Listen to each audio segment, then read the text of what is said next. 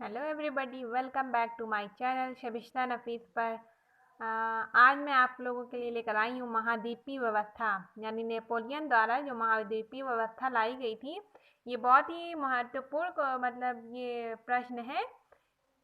Exam में इसको बहुत ही पूछा जाता है नेपोलियन की, क्योंकि नेपोलियन की इसी महाद्वीपीय व्यवस्था की वजह से इसका पतन भी हो जाता है।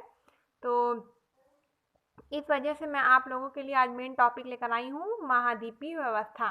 अच्छा, महाद्वीपीय व्यवस्था लाई क्यों थी नेपोलियन ने, तो मैं इसका पहले बैकग्राउंड आप लोगों को बता देती हूँ ताकि आप लोगों को पूरा सीरियल वाइज आपको समझ में तब आएगा। तो चलिए मैं बता देती हूँ पहले इसका बैकग्राउंड।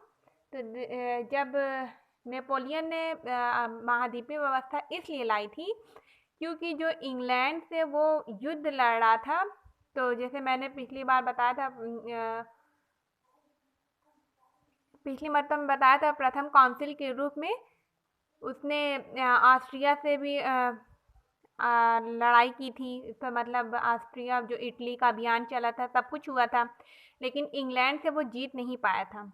तो इंग्लैंड से वो जीत नहीं पाया था, तो इसी कारण, क्योंकि जो इंग्लैंड की नौसेना बहुत ही ताकतवर थी, तो उसने इंग्लैंड के साथ एक तो युद्ध लड़ा था जिसको जिसको कहते हैं ट्रैफलगार, बैटल ऑफ ट्रैफलगार। यानी ये जो बैटल ऑफ ट्रैफलगार था, यही इसमें मतलब जो ट्रैफलगार का युद्ध था, नेपोलियन ने किससे लड़ा था? इंग्लैंड से लड़ा था। तो इंग्लैंड से लड़ा था, तो इसी वजह से वो वहाँ की इंग्लैंड की नौसेना बहुत ही शक्तिशाली थी।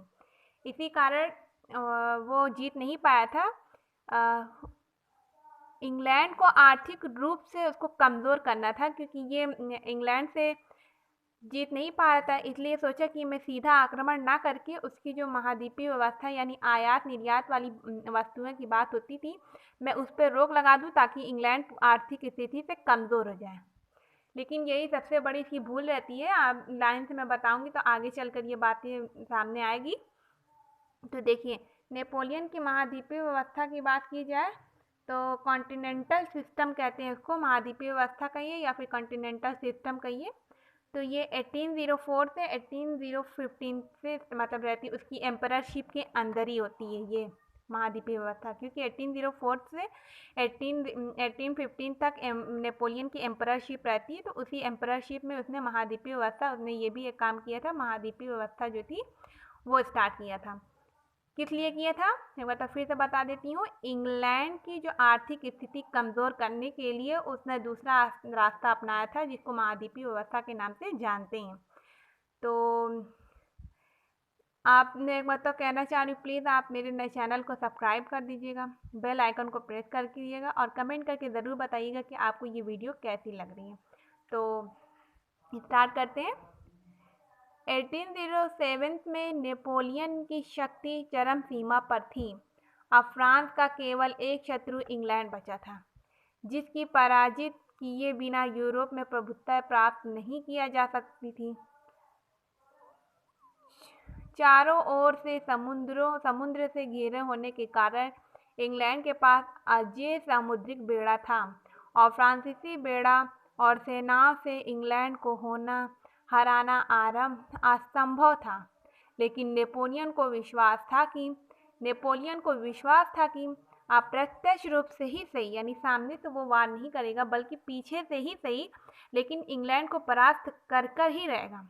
अतः नेपोलियन ने इंग्लैंड के विरुद्ध आर्थिक युद्ध आरंभ किया, जिसे महाद्वीपीय व्यवस्था कहा जाता है। तो महाद्वीपीय व्यवस्था कहा जाता है। तो देखिए, इस महाद्वीपीय व्यवस्था के अत्यधिक सूझबूझ का सिद्धांत था, परंतु उसकी यह नीति उसके व यूरोप के लिए आत्मघाती सिद्ध हुई, जो निम्नलिखित हैं। तो देखिए कैसे।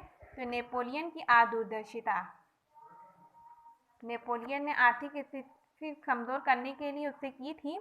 तो देखिए क्यों, क्या क्या हुआ था। तो नेपोलियन की दूरदर्शिता, दरअसल नेपोलियन का उद्देश्य इंग्लैंड का व्यापारिक प्रभुत्व को केंद्र बनाना था। जिस समय नेपोलियन ने इस व्यवस्था को लागू किया, उस समय यूरोप इंग्लैंड का प्रभाव में था, किंतु नेपोलियन यह भूल गया था कि वह ब्रिटेन का कच्चा माल मांगता था और तैयार माल बेचता था। अतः जब तक उसने दुनिया भर में फैले उपनिवेशों पर प्रतिबंध न लगा दिया जाता, तब तक इस व्यवस्था में सफल होने की आशा करना व्यर्थ था। फिर भी खैर आगे चलते हैं। उसने ये सोचा नहीं, इसकी बहुत बड़ी भूल हो जाती है, क्योंकि इंग्लैंड के पास सामुद्रिक बेड़ा बहुत रहता है। तो वही आगे भी लिखा है, इंग्लैंड का सशक्त सामुद्रिक बेड़ा। नेपोलियन द्वारा इंग्लैंड की आर्थिक नाकेबंदी के जवाब में इंग्लैंड की सशक्त नौसेना यूरोप बंदरगाहों पर अधिक नाकेबंदी की हुई, जिसके कारण उपनिवेश से संबंध विच्छेद हो गया। नेपोलियन का विचार था कि फ्रांस में उद्योगों से यूरोप को माल मिल जाता, परंतु वह फ्रांस के उद्योगों से यूरोप की आवश्यकताओं को पूरा नहीं कर सकता था। देखिए ये मतलब उसने तो इंग्लैंड ने नाकेबंदी तो कर दी थी, लेकिन इंग्लैंड की आर्थिक नाकेबंदी का जवाब में इंग्लैंड के सशक्त नौसेना यूरोपीय बंदरगाह पर अधिक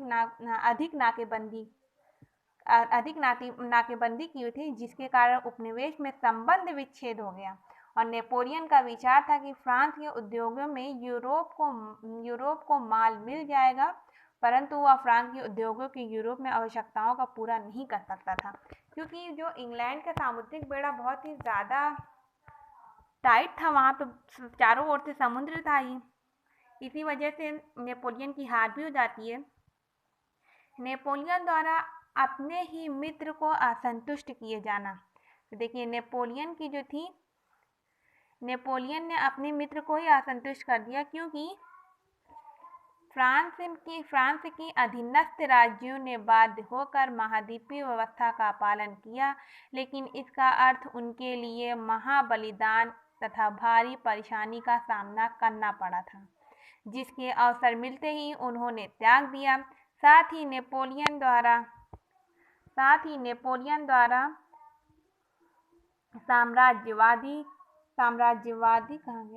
साम्राज्यवादी विस्तार की नीति के चलाने से पहले पुर्तगाल, फिर स्पेन और उसके बाद रूस तथा प्रशा पर आक्रमण करने में उसने अपने ही मित्र राष्ट्र असंतुष्टि की भावना को जन्म दिया।